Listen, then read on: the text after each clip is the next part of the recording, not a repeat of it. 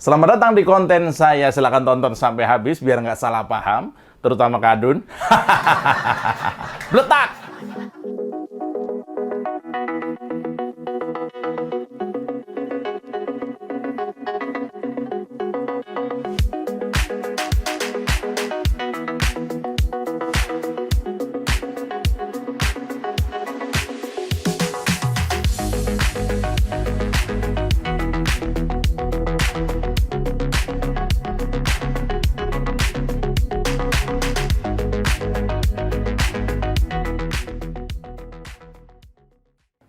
Presiden Jokowi kembali menorehkan prestasi luar biasa.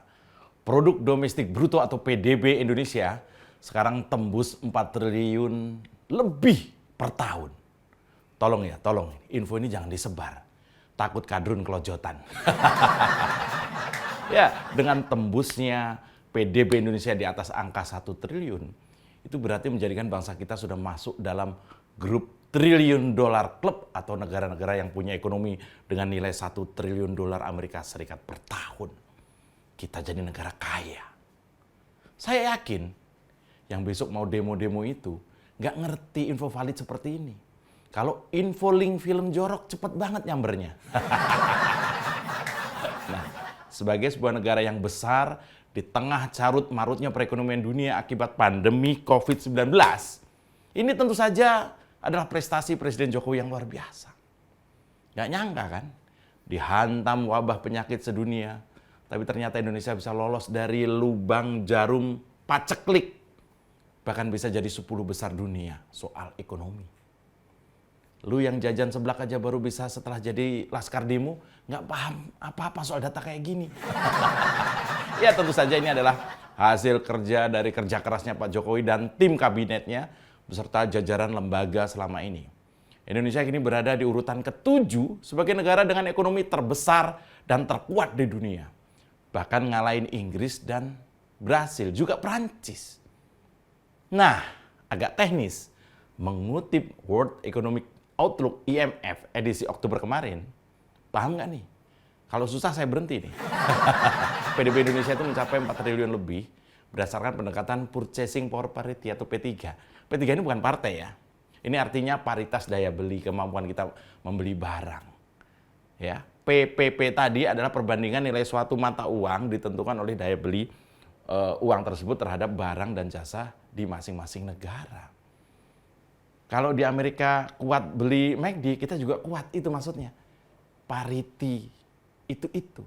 Posisi Indonesia mengalahkan Brasil, Inggris, dan Prancis.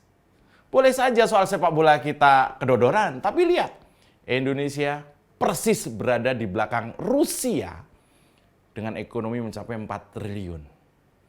Sementara Cina itu menempati posisi pertama dengan PDB mencapai 30 triliun. Lalu di bawah Cina ini ada Amerika, ada India, ada Jepang, ada Jerman. Berurut di bawahnya. Gimana nggak bangga kita sebagai anak bangsanya ikut jadi saksi sejarah ini? Nih ya, bahkan Direktur Pelaksana IMF namanya Kristalina Georgieva menyanjung dan memuji Indonesia karena kinerja ekonomi Indonesia masih cukup menjanjikan di tengah perkiraan perlambatan ekonomi global. Indonesia tetap menjadi sebuah titik yang terang di tengah ekonomi dunia yang memburuk. Menjadi titik terang, Indonesia itu kalau kata Bung Karno menjadi bintang penunjuk, menjadi sinar yang memancarkan optimisme lah. Nah, di bawah kendali tangan dinginnya Presiden Jokowi, kini bangsa kita tidak hanya diakui di level Asia saja, tapi juga pertumbuhan ekonomi kita diakui oleh dunia. Harga diri bangsa kita nih, ternyata nggak keganggu ya sama geng Petamburan atau capres yang lagi nyari saweran itu. Tetap tinggi lah, karena tangan dingin Presiden Jokowi. Ya, pertumbuhan ekonomi bangsa kita terus menanjak naik. Ya, sejak periode awal pandemi sampai minus 5,32. Minus di bawah 0. Tapi hanya butuh waktu kurang dari 2 tahun, perekonomian Indonesia meroket sampai di kisaran 5-6% per tahun ini. Jadi hampir melompati angka 10% dari minus 5 menjadi plus 5. Kami bangga pada Pak D. Jokowi. Selamat datang di Oposisi 69 FM bersama saya, Mas Yoko. Tarik Bambang. ke lapor polisi. Padahal doyan nyenggol tanpa basa-basi. Orang ngebanyol kok disomasi. Oh sial, semua salah Jokowi. Jadi begini ceritanya bos. Saya akan mencoba merenungi ya, menelisik ke belakang berbagai kebijakan ekonomi Presiden Jokowi yang menyelamatkan Indonesia ketika pandemi COVID-19 melanda.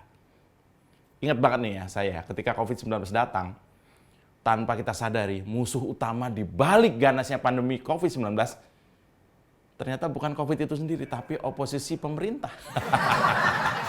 No hard feeling ya guys ya.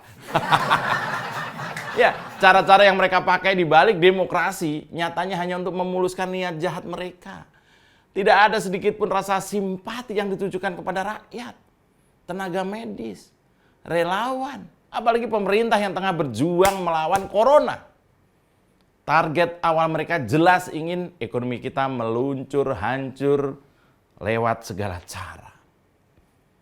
Orang-orang seperti mantan gubernur itu, mantan wapres itu, ada almarhum Tengku Jo juga dulu ya, atau sudah nggak ada waktu, ada Said Didu, ada putra mahkota Cikeas, atau mungkin geng-gengnya Refli Harun. Seolah-olah nih saya duga menjadi pemantik agar kepercayaan pada pemerintah itu turun. Saat awal pandemi ini mereka beramai-ramai menuntut lockdown. Tujuannya apa? Bukan untuk memutus rantai penyebaran corona, tentunya bukan. Mereka itu mau ngadalin Presiden Jokowi. Susah ya, kampret mau ngadalin presiden. Ya bayangkan di tengah ekonomi negara menurun, pemerintah dituntut memberi makan ratusan juta rakyat. Negara bisa jatuh ke lubang resesi lebih dalam lagi. Apalagi posisi negara kepulauan yang membutuhkan logistik yang tidak sedikit. Ini ngomongin soal lockdown ya. Sudah rakyat yang bekerja harian terancam kelaparan, ekonomi negara hancur, akhirnya slogan oposisi saatnya ganti pemimpin yang akan dipakai menumbangkan Jokowi. Jahat betul mereka ini. Jahat bukan?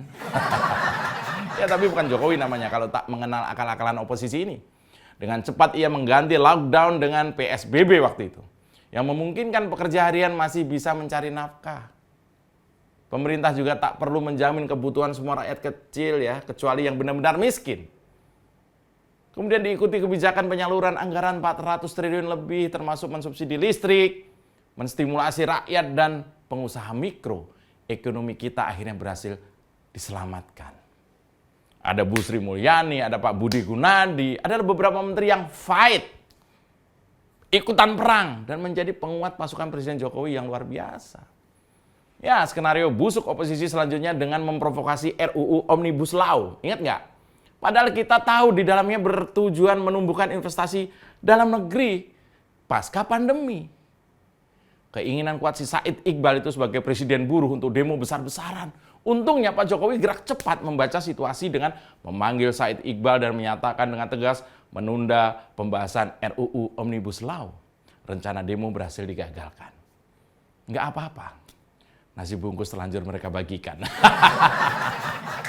Ya, nggak berhenti sampai di situ. Oposisi dan kadrun kembali berkoar-koar dengan meminta pemerintah segera mencetak mata uang ratusan triliun dan dibagikan ke masyarakat dengan embel-embel menyelamatkan daya beli masyarakat. Saya meyakini nih, saya menduga ini keluar dari pikirannya Mardigu. Iya kan? Dia hobinya tuh apa-apa tuh cetak duit. Jangan-jangan dia bukan pengamat politik, dia tukang percetakan jangan-jangan. Kenapa harus mencetak uang ratusan triliun? Apakah mereka nggak belajar mengenai inflasi? Apa dipikir rakyat Indonesia bodoh? Justru kalau permintaan itu dilakukan yang ada mata uang kita tak ada harganya. Pernah dengar kan di luar negeri ada orang mau beli roti sebiji aja mesti bawa uang bergepok-gepok. Iya kan? Saat itu sudah banyak PHK, daya beli rendah ditambah uang beredar terlalu tinggi hingga menghancurkan, menumbangkan nilai rupiah di hadapan dolar dan akhirnya membuat barang-barang melambung tinggi. Ini kan sontoloyo namanya. Untungnya pemerintah Jokowi nggak sekonyol yang mereka kira. Pak Jokowi bekerja dengan dua tujuan, menyelamatkan negara dari corona sekaligus memulihkan ekonomi kita. Ini loh drone, kadrun, masa nggak ngerti sih? Itulah sebabnya kenapa Pak Jokowi berulang kali minta masyarakat jangan terjebak pada urusan-urusan yang menyebabkan pesimistis. keberhasilan Pak Jokowi membawa bangsa ini masuk menjadi negara di urutan ke-7 sebagai negara dengan ekonomi terbesar dan terkuat di dunia patut kita acungi jempol. Ya, tanpa kenal lelah, beliau terus bekerja keras siang dan malam bersama tim kabinet yang begitu solid satu sama lain. Dan juga dipicu oleh kebijakan-kebijakan pemerintah yang memudahkan investasi. Salah satunya saat ini adalah lewat Omnibus Law. Ini tentu saja adalah hasil keberanian Presiden Jokowi dengan melakukan perombakan besar-besaran dan memberangus mafia-mafia, baik itu mafia pangan maupun mafia migas. Berbagai program reformasi struktural dilakukan Presiden Jokowi tanpa tedeng aling-aling dengan tujuan mendongkrak daya beli dan persaingan perekonomian nasional. Di era pemerintahan Presiden Jokowi, indeks pembangunan manusia terus meningkat. Sehingga negara kita juga masuk dalam kategori High Human Development. Bukan kaleng-kaleng kebijakan Pak Jokowi ini, bos. Ngomong data sama kadrun. Bisa stres mereka dengerin ini. Nah, yang terbaru, lembaga IMF memperkirakan pertumbuhan ekonomi Indonesia pada tahun ini akan mencapai 5,3% dan melambat menjadi 5% pada tahun depan. Proyeksi pertumbuhan ini masih lebih baik dibandingkan proyeksi pertumbuhan ekonomi global pada tahun depan yang dipangkas dari 2,9% menjadi 2,7%. Dan itu artinya, bos, nilai ekonomi kita 2 kali lipat ekonomi dunia loh. Dengan keberhasilan bangsa kita di bidang ekonomi, bangsa kita ditunjuk sebagai tuan rumah atau presidensi KTT G20. Dan antum tahu nggak, negara-negara anggota G20 bukan kaleng-kaleng, bos. Karena merepresentasikan bagaimana kekuatan pasar dan juga arus lalu lintas perdagangan dunia. Karena jika ditotal nih, memang seluruh negara G20 sendiri itu dapat mencerminkan lebih dari sekitar 60% populasi penduduk bumi. Bayangkan. Dengan 75% perdagangan global dan juga 80% PDB dunia. Ya, di Indonesia saat ini menjadi ketua di antara negara G20 yang menguasai 80% ekonomi seluruh dunia. Dunia memandang Indonesia bukan lagi negara terbelakang, bos. Meski ada beberapa kelompok emang susah diajak maju. Nah, event KTT G20 sebentar lagi ya juga sangat penting sebagai ajang untuk bekerja sama antar anggota dan juga mengatasi masalah finansial di multi krisis bersama-sama. Selaku presidensi G20, Indonesia sendiri akan terus mendorong adanya upaya kerjasama kelompok negara-negara besar biar dapat menciptakan suatu hasil yang konkret dalam mengatasi banyak permasalahan dunia. Jadi Pak Jokowi saat ini perannya sangat penting. Sehingga kita doakan semoga Presiden Jokowi dan juga jajarannya bisa memenangkan pertarungan utama dalam luasnya persaingan arus perekonomian yang begitu dinamis. Kita semua yakin Tuhan masih sayang dengan rakyat Indonesia. Semoga penerus kepemimpinan Presiden Jokowi adalah sosok yang terus membawa nama harum Indonesia di kancah dunia. Buat kadrun, ke laut aja. Saya Maju Prai, salam bletak. Tarik bambang. Sedikit disenggol lapor polisi. Padahal doyan nyenggol tanpa basa-basi. Orang ngebanyol, kok disomasi. Oh sial, semua salah Jokowi. Kita dukung aksi melawan intoleran, radikalisme, dan juga terorisme demi Indonesia yang lebih baik dengan cara subscribe di kanal 24 TV. Makasih.